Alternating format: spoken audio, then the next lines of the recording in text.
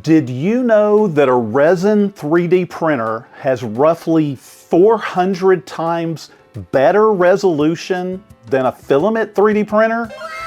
That's crazy. Now, for most of us, 3D printing basically means FDM or filament printing. And let's be honest, based on what I've seen, SLA resin 3D printing looks hard. Still, I've always been curious about it. Is it really that hard? And are the prints really that much better? Well, guess what? HeyGears offered to send me the Reflex RS Resin 3D printer so I could really find out, but only if they would send over everything I need to do it right. And so this video is sponsored by HeyGears and the Reflex RS, but you know how it goes. They're not telling me what to say, good or bad, and since I'm an absolute beginner with resin, well, you're gonna get my unpolished first-timer opinion as well. And I have to say, it's been interesting. The day after Christmas, a stack of boxes showed up at my door. Now, I'd sort of been secretly hoping HeyGears forgot about me, and no such luck. Unboxing everything kind of felt like Christmas 2.0. The packing was solid, especially for the printer, and the first thing that surprised me was the printer lid itself. It stays attached and actually kind of swings all the way back and out of the way. Now, I remember seeing reviews of other resin printers, and one of the main complaints was the annoying lids. Well, that's not an issue here. I set everything up on my temporary desk and started digging through the manuals to figure out how to actually use this thing. And well, the wash and cure stations are almost as big as the printer, and I wasn't really ready for that. But they're basically half the system, so they're just as important as the printer itself. Next problem I tackled was fumes. Since I already had a couple of laser engravers, I do have exhaust fans and ducting all ready to go, and the Reflex RS, though, it doesn't have a built-in exhaust port. Now, a quick search showed a lot of people just put resin printers inside enclosures, and I'll probably end up doing that. Nobody puts baby in a corner. For now, I downloaded and printed a fume extractor that fits right in where the resin bottles go in that slot. And just like that, I had a way to pull the fumes out while I print. Getting into the setup of the Reflex RS, it was pretty easy for the most part. I did actually make a few beginner mistakes though. First, I installed the Blueprint software on my computer and the app on my phone. Now, the app is fantastic. It has tons of information, it lets you monitor jobs, and even sends you a notification when the print finishes. The desktop Blueprint software is a little more of an adjustment. It is powerful and has a lot of options, but it's completely different from all the FDM slicers I've used. It almost feels like they tried to make it as different as possible. Performance-wise, it's fast, and it sends jobs to the printer over the network without any issues. And if you sync with the cloud, you can also send jobs directly to the wash and cure stations, and they're going to automatically use the right settings for the print, and that's a great touch. My one real problem with the Blueprint software has to do with the button on it to start a new print. For some reason, it's on the right side of the screen instead of on the left where you kind of expect it. Now, it's a small thing, but even after a number of prints, I still find myself hunting for it.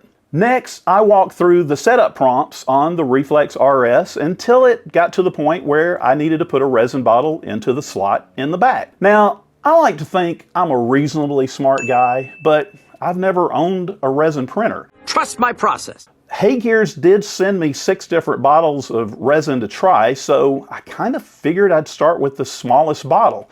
And the setup said, remove the cap, flip the bottle, and push it in the slot. The problem? Well, I could see that the resin was going to spill everywhere. I stopped what I was doing, checked online, and sure enough, the instructions were right, so kind of trusted the process and flipped the bottle up and pushed it in the slot. Resin poured down the inside of the machine, and well, the bottle didn't fit that slot at all. So I immediately stopped, cleaned everything up, and did more research. Turns out that little bottle, well, it's the one bottle that isn't made for auto feed. It's supposed to be hand poured into the vat from the front, carefully. For the record, the other bottles do have a built-in valve that automatically keeps the resin level in the vat topped off. And when I used those later, they worked great and were super convenient. The Reflex RS, it's not the biggest printer out there for resin, but there's a respectable build volume by resin printing standards of 222 by 122 by 228 millimeters. Now there's a lot more to the specs, as you can see, but all of that info, it really means that this resin printer can do some very clean, highly detailed prints. And remember, 400 times better resolution than FDM.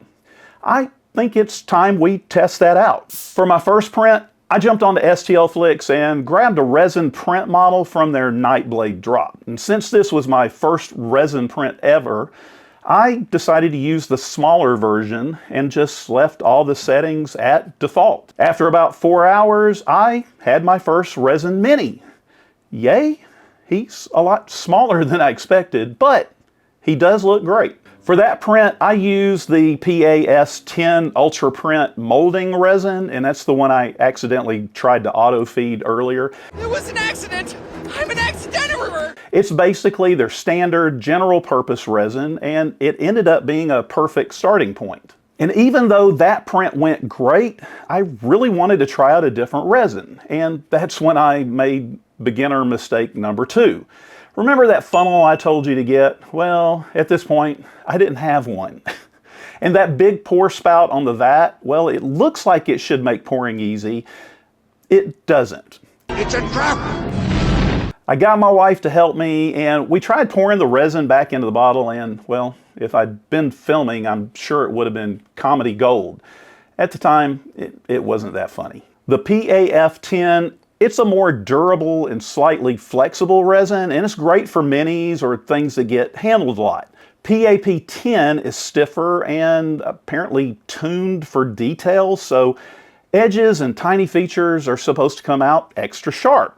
And since I'm really wanting to see that awesome resin quality, I went with the PAP10.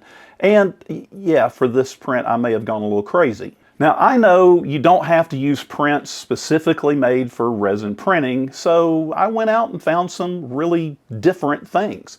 I found this skull, a set of dice, and for some really small detail, I went with the one ring.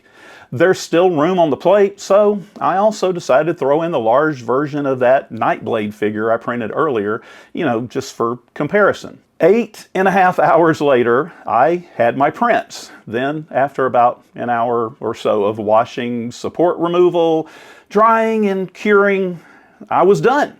Being brand new to resin, one of the biggest things I've worried about is supports. Now, they work totally different from what I'm used to on FDM printers. There's no tree supports here. This is all about truss supports. They're full scaffold structures instead of just little posts. And then there's all those settings. Lots and lots of settings. And honestly, most of them really meant nothing to me getting started. Thankfully, the Blueprint software has an auto support system backed by a pretty impressive algorithm. Even if you don't know what you're doing yet, it can scan your model for low points, islands, thin walls, large sections, and just so much more. And after that, it can auto repair a lot of issues, a lot of problems, and even check if your model's actually printable. And then it'll suggest an orientation and support strategy that goes right along with your model. But none of that really matters if the supports don't come off cleanly and also easy. When I looked around online, I saw a number of different methods. There's the one where you can remove supports before you wash, you can remove supports after you wash, and even then you can wash and soak them in warm water for a little bit, and that'll hopefully make them pop off easier. I have tried all three approaches to this point, and honestly, with this system, it really doesn't seem to matter much. The supports just kind of peel off no matter how I do it. And as you can see here, right off the printer, I just gave it some twisting and pressing in here and there, and well, the supports just peeled away from the model. Easy peasy. Now, other than the usual little support marks, I'm really blown away by the quality. Up close, there are hints of some layer lines here and there, but compared to FDM, they're barely noticeable. That one ring though, that's what really got me. The tiny text inside and out. It's incredibly sharp. Now, I don't read Elvish, but if I did, I'm pretty sure this would be legible without a problem.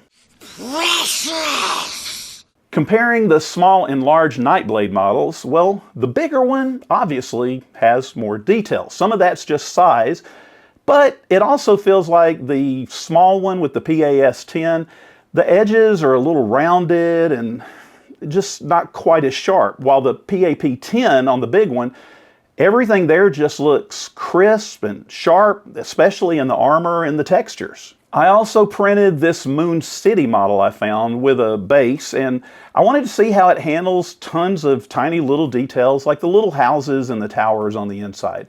It did not disappoint. Everything is sharp and well defined. Now for my last test, I decided to load up this awesome Sleeping Dragon model, and well, this time I really pushed things. On the Reflex RS, I printed it two different resolutions, the two that you're given, the standard 0.5 micron layer height and the high precision 0.3 setting.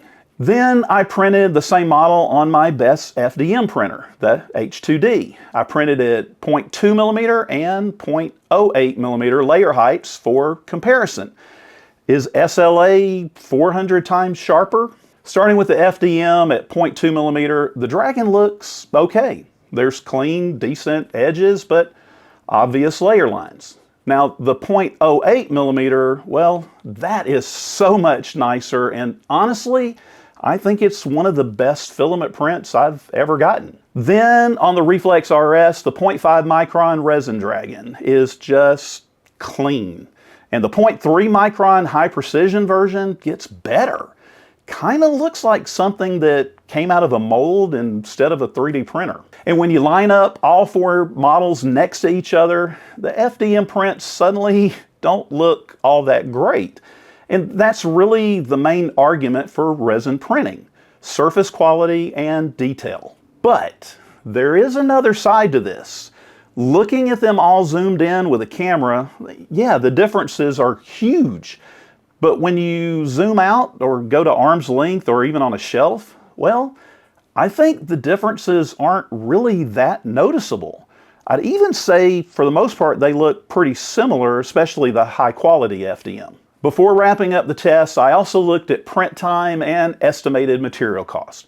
All four Dragons use default settings for their respective layer heights, and the costs are based on what I found to be typical filament and resin prices. The FDM at 0.2 millimeter was about an hour and 25 minutes and only cost about 57 cents.